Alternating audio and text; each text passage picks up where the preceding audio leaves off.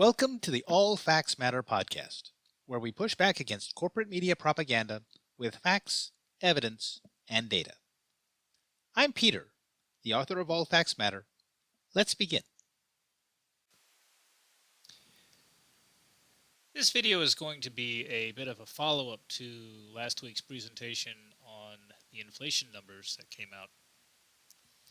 One of the points that has been discussed in corporate media, in the financial media, has been a phenomenon that is being called a supply squeeze, or a super squeeze in some cases. And what the media is talking about is that a number of commodities and raw materials prices are being bid up on global markets.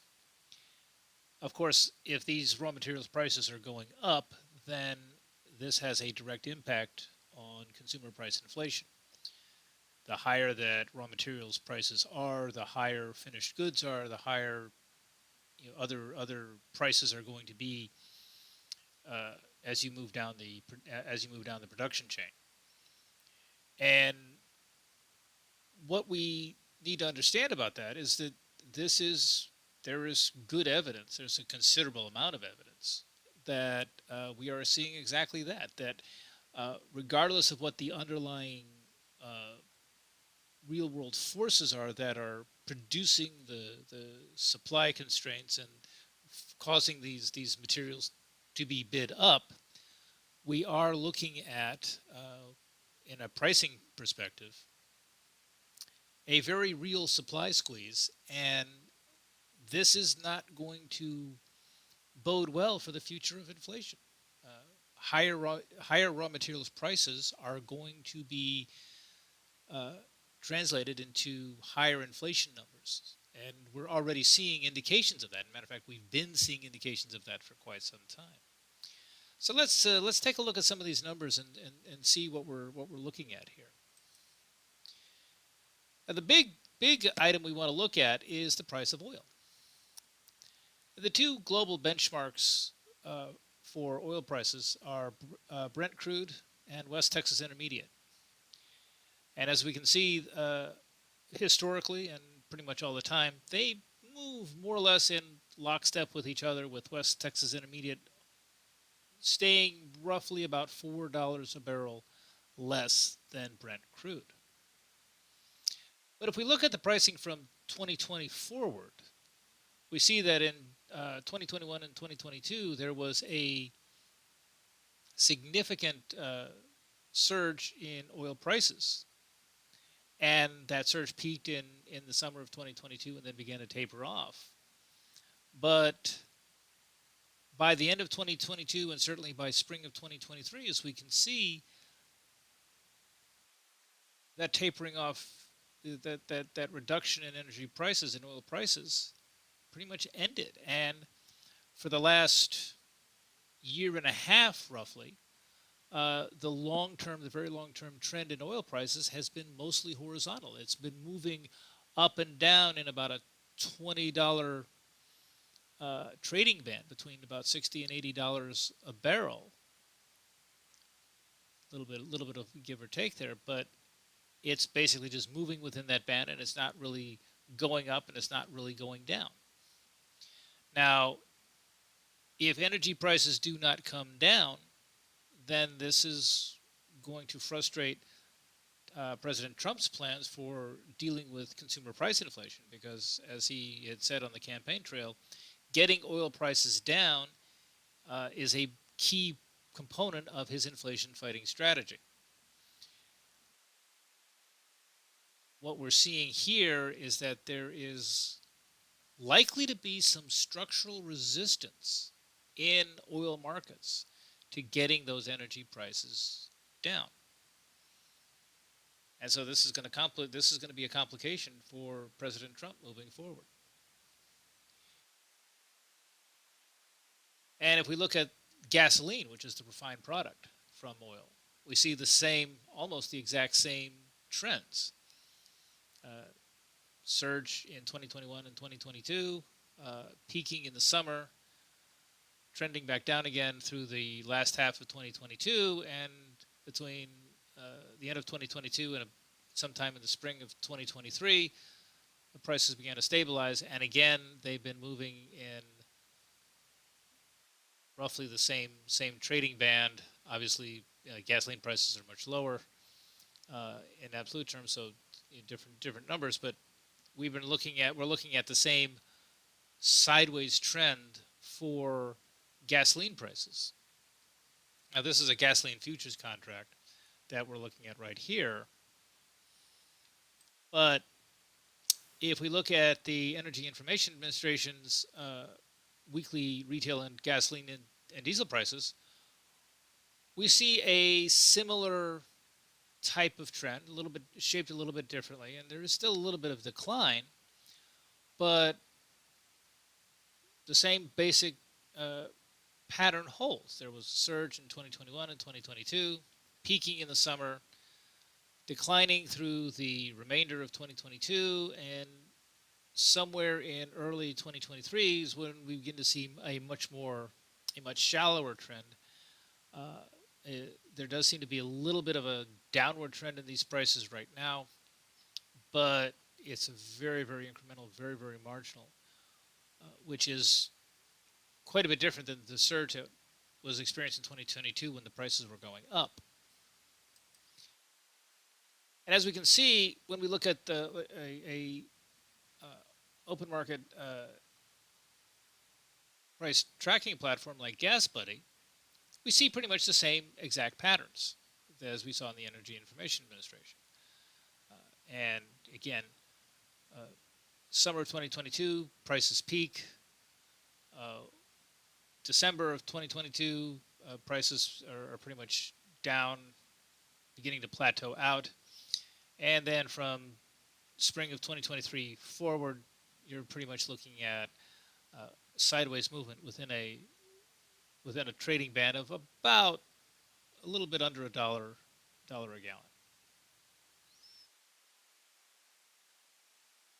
Natural gas prices, a somewhat similar sort of affair. And again, they're seeing the peak in summer of 2022. We've seen a little bit more in terms of the prices falling for natural gas throughout 2023 and 2024. But in the last few weeks, in December of this year and in January of this year, we're seeing the natural gas prices rise. Now, whether this is a seasonal fluctuation because it's wintertime or not, that remains to be seen. But what is relevant is that right now, natural gas prices are exerting an upward pressure on overall price levels. And if we look at commodities more broadly, we see, again, the same sort of horizontal trend. Now, commodities, we have to be clear on, are the raw materials for pretty much all outputs of manufactured goods anywhere in the world. Whatever ingredients you need to make this or that type of widget, a fair number of them are going to be sold on financial markets as commodities. And so when we see three of the leading commodities indices showing this type of horizontal, no meaningful change, no long-term change in the in the general price level for these commodities, that tells us that commodities prices overall are not trending lower. And if they're not trending lower, then they're going to keep prices from coming lower, and they're going to keep prices from bringing down inflation overall. And if we drill into individual commodities, we see that this is absolutely the case. Copper, for example, we're seeing that prices have actually been trending up since mid-2022. There's a lot of volatility. We are seeing a lot of volatility, a lot of up and down price movement day to day. But when we look at the 5-year chart, we see that the recent trend for copper has been one of rising prices. And again, obviously, if prices are rising, inflation is only so much progress that can be made on inflation uh, when your prices are rising like this. Uh, Lithium carbonate, which is lithium, of course, is an important commodity for battery manufacture and smart device manufacturers. Very important to the development of like electronic vehicles and other elements of the so-called green economy. And the best that can be said about it is that over the past year, the trend has been more or less horizontal. I mean, there's some downward trend, but it's still mostly remaining within a relatively narrow trading band. Zinc, again, last year we saw prices trending up, and again they had been showing the same type of surge in 2021 and 2022, tapered off in the second half of 2022.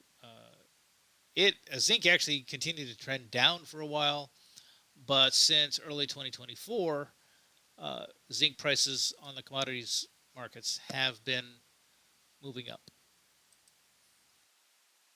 Iron ore, of course, iron is the base ingredient for steel. For the last 2 years, it has been trending up. So, even as the Federal Reserve is trying to get inflation rates down to 2% year on year, we're seeing these market forces which are pushing prices up. Iron ore prices are going up. That's exerting an upward pressure on what it takes to build a building. And this is not a disinflationary trend that we're seeing. And the refinement of iron ore into things like steel rebar, we're seeing an even more noticeable upward trend.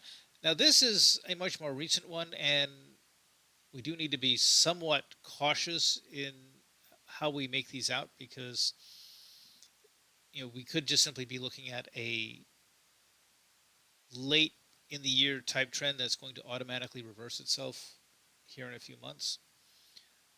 But at present, and for the past several months, the trend in steel rebar prices, commodities prices, has been to head up, to move up.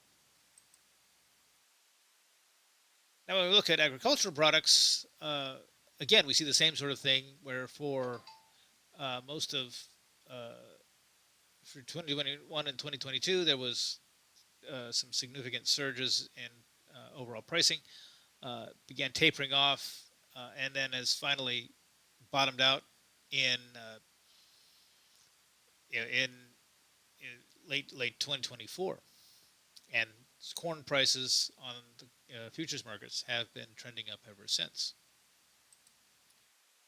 Barley is exhibiting largely the same pattern. Surge in 2021 through early 2022, a little bit of stabilization.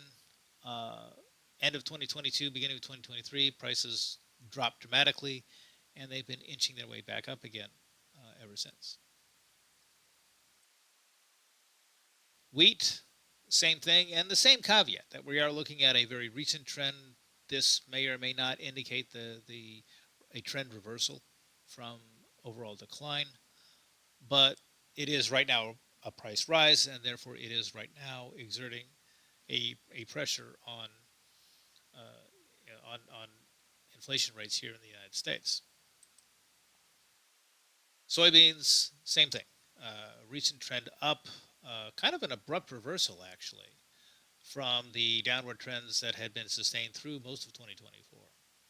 But looking at the commodities graph, we are looking at an end to the drop in soybeans prices, and this is going to have negative consequences for food price inflation.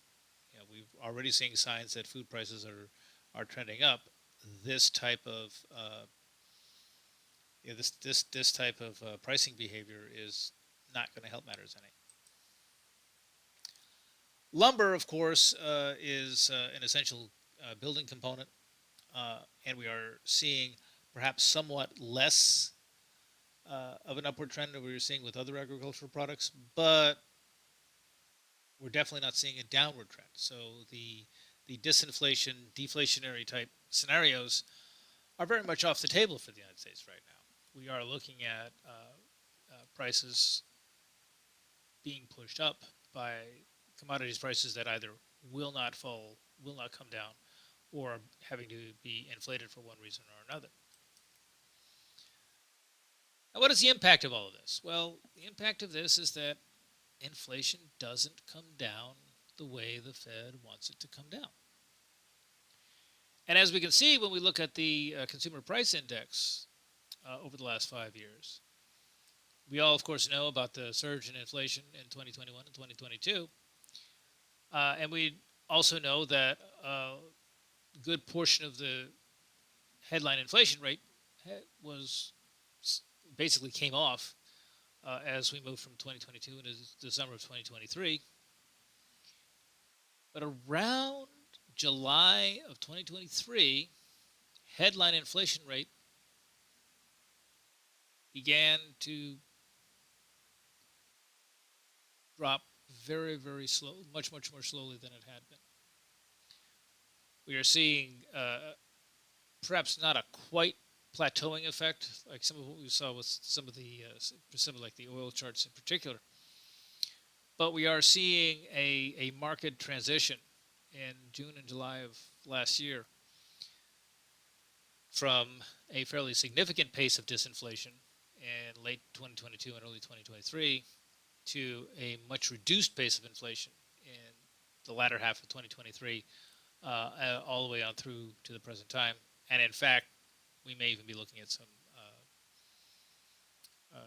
some increase in the inflation rate. Now, as we can see, this is having a big impact on energy prices. The energy price index, of course, reflects the 2021-2022 surge, but and this is the distressing part, where when the conversation is on inflation, we're also seeing the same tapering off to where the inflation, where inflation is not coming down really at all. It's not coming down more slowly. It actually is, it's just not coming down, and it may even be starting to actually actively move back up again. And even food price inflation, arguably it has bottomed out, coming down close to the 2% inflation rate that is the holy grail of Federal Reserve policy. But even within that framework, we are still seeing in recent months the overall price of food starting to increase. We're seeing a lot more of that kind of trend, and food price inflation is not high, but food prices are not in a disinflationary mode, and so they're not going to be contributing to lower inflation rates and lower prices. Now, durables is a little bit of a odd duck to appreciate, because since 2023, we've been seeing the prices for goods in this country actually declining in real terms. We were seeing actual loss of pricing. The prices are actually coming down, and what we're seeing in recent months, probably about the last 6 months or so, is the amount of that decline is diminishing. That we're actually starting to see that the deflation is starting to give way. It may very well be giving way shortly to actual inflation. Non-durable goods are a little bit less convoluted because they've never been in deflation, but we are still seeing the same sort of thing where we're seeing a multi-month increase, in the inflation rate for non-durable non-durables. And services, bizarrely enough, are one of the few areas where we're actually seeing a steady disinflationary trend even now. Services are getting smaller. The prices are coming down, and it's the only sector that's actually doing this on a sustained basis. We're seeing a lot less volatility. We're seeing a lot more actual just price drops. And like I said, this is a big deal because what this is doing is making it more difficult for Donald Trump to actually succeed in bringing inflation down in a meaningful way. This is what a supply squeeze looks like in a financial market sense, and because we're seeing these kinds of price rises and the refusal of just actual raw materials prices to come down, we're going to be seeing some elevated inflation for the next little bit. The thing we have to understand about commodities is they are the inputs. So if you're just like we're seeing like with things like eggs and other items, if there's not a lot of them or there's inadequate supply relative to overall demand, the prices are going to go up, and that's going to be felt across the board. And that's what we're seeing. That's what we've been seeing. That's what we're seeing right now in the marketplace. What's getting written up in the corporate media.